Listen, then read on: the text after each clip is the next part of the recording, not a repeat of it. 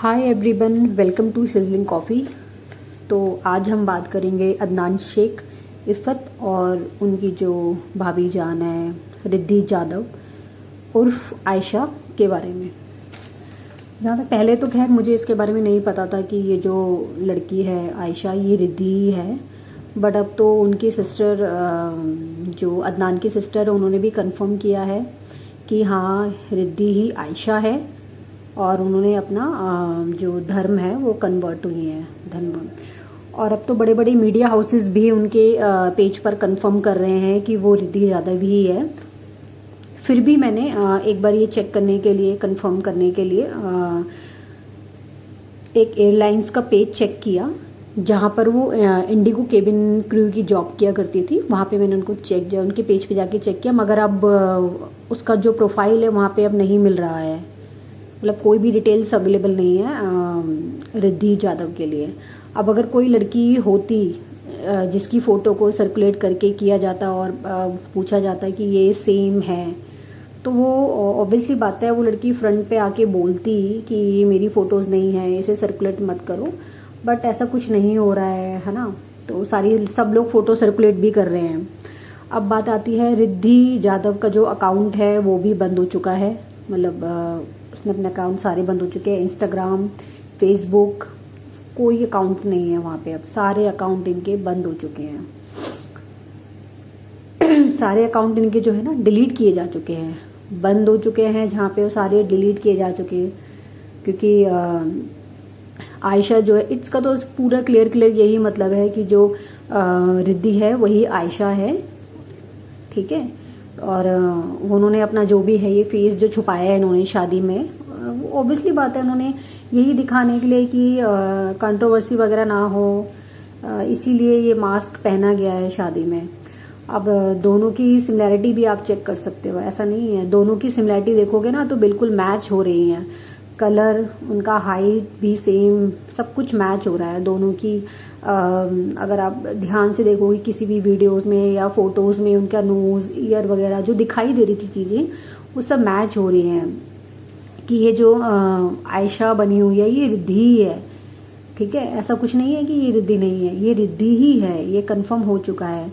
But इसके लिए कोई भी स्टेटमेंट अदनान की तरफ से नहीं आया है।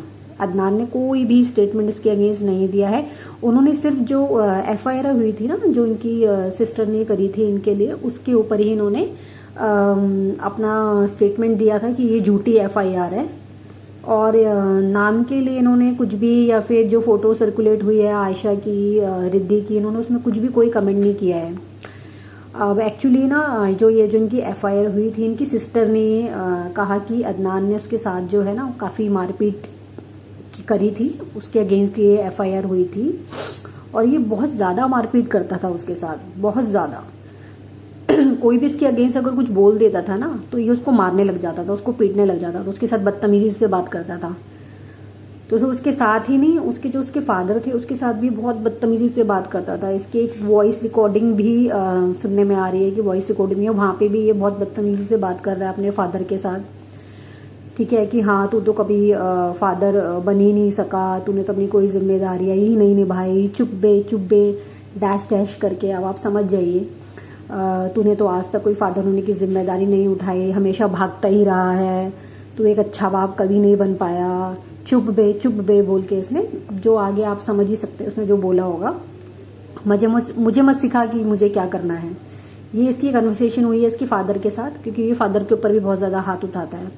तो इस तरह से अपने फादर पे बात करते हुए भी ना अदनान ने अदनान जो है ना काफ़ी हाइपर एक्टिव है। ये जब भी आप देखोगे ना, इसको जब भी रोस्ट किया जाता है, रोज शोज वगैरह में जब इसको बुलाया जाता है, इसके फ्रेंड्स भी जाते हैं, ऐसा नहीं है कि फैजू जाता है, इसके साथ और भी जो होते हैं, बट ये सबसे ज़्यादा अलग ही रिएक्ट करता है। ये बिल्कुल भी ना कुछ झेल नहीं पाता, बहुत जल्दी रिएक्ट कर देता है, इससे बहुत जल्दी गुस्सा आ जाता है, बहुत जल्दी गुस्सेल टाइप का है ये, मतलब।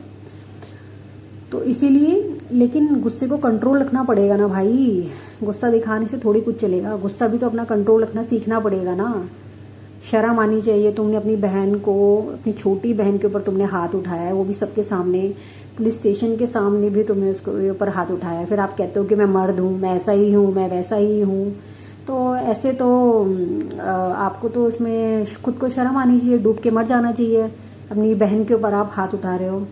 हाँ, एक और बात है जो काफ़ी लोग इस चीज़ में कमेंट कर रहे थे कि ये जो लड़की है डिवोर्सी है, तो यार इसमें कोई बड़ी बात नहीं है भाई, बड़ी बात नहीं है।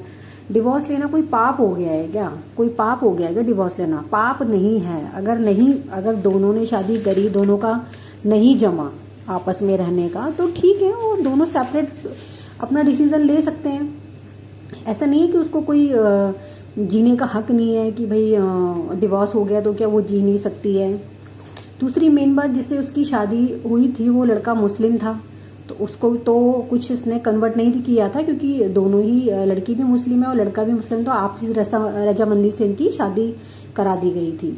ठीक है, तो अब नहीं जमा दोनों में तो डिवोर्स हो गया। और लड़का, जो लड़की ज़्यादा बड़ी भी नहीं है, जो उनकी जो सिस्टर है इफ़त, ज़्यादा बड़ी भी नहीं है, वो 23-24 साल की है। तो यानी कि जब उसकी शादी हुई होगी तो आप सोचो वो कितने साल की होगी, 18-19 साल की हुई होगी। घर वालों ने बोल दिया होगा जी शादी करनी है इससे, करवा दीजिए उसकी शादी।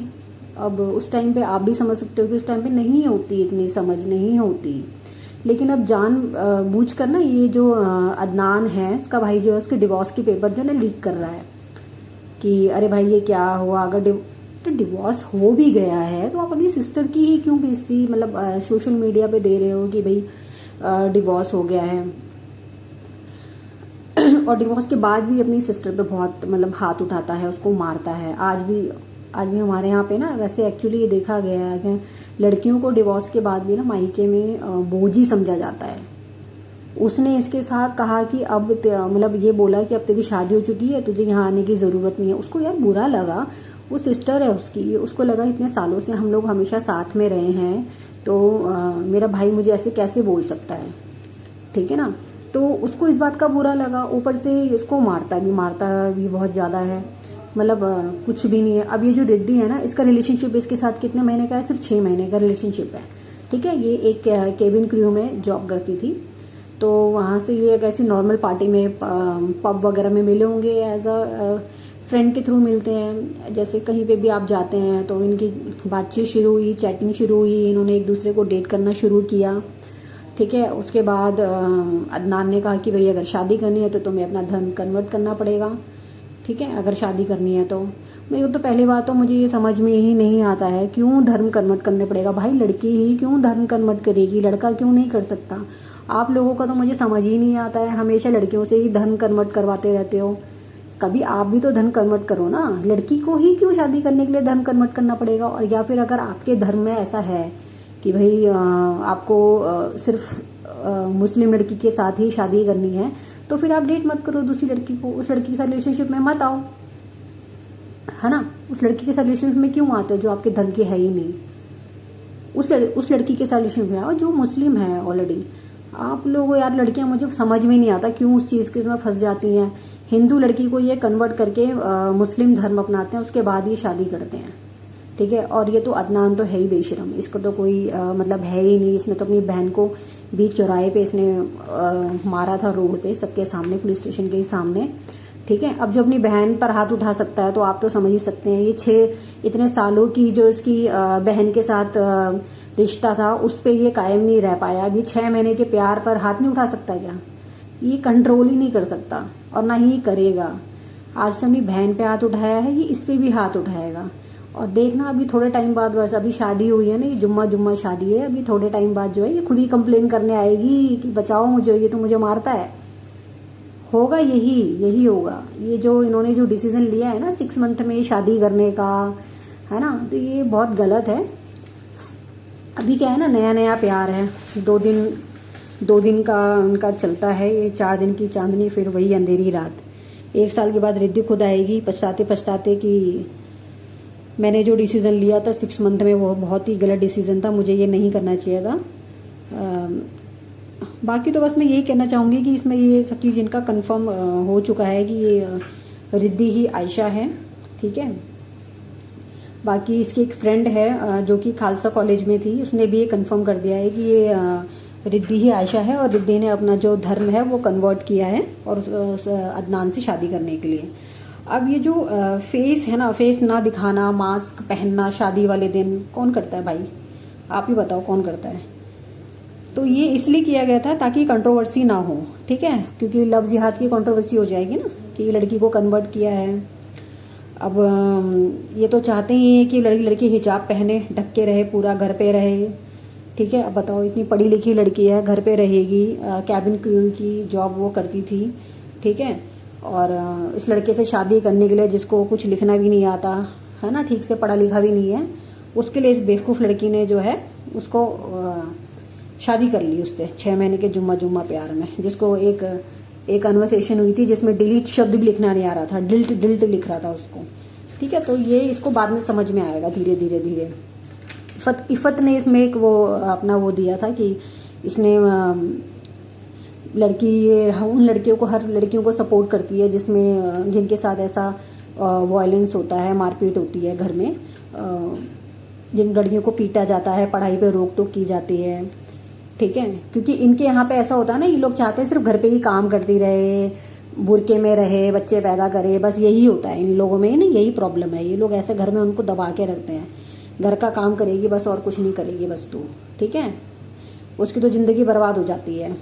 सोचो, उसका 6 साल का रिलेशनशिप था इसका, पहले जो था वो इसने ख़त्म करा था अपना, ठीक है। और अदनान और रिद्धि कांटेक्ट में आते हैं और लिव इन रिलेशनशिप में रहना शुरू कर देते हैं, और 6 मंथ होते ही वो डिसाइड करते हैं कि हमें तो अब शादी करनी है।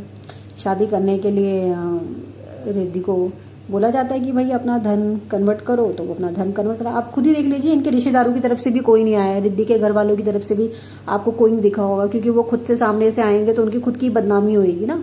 तो उसके पेरेंट्स भी नहीं आए कि भाई हमारी बदनामी होएगी कि हमारी बेटी ने धन कन्वर्ट करके मुस्लिम लड़के से शादी कर ली है।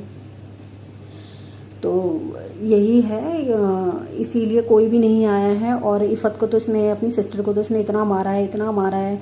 उसका खुद एक बयान आया था कि इसने मुझे एक बार इतना बुरी तरह मारा था। मेरे स्कूल में एक मैच था, तो मैच में थोड़ी सी देर हो गई थी, घर आने पे इसने मुझे पूछा कि तेरे को इतना लेट कैसे हो गया। तो ये कहती है कि मेरे को मैच था मेरा तो लेट हो गए। तो किस पूछ के गई तो मैच में, कहती मैं पूछ के जाती तो तुम लोग मुझे जाने ही नहीं देते।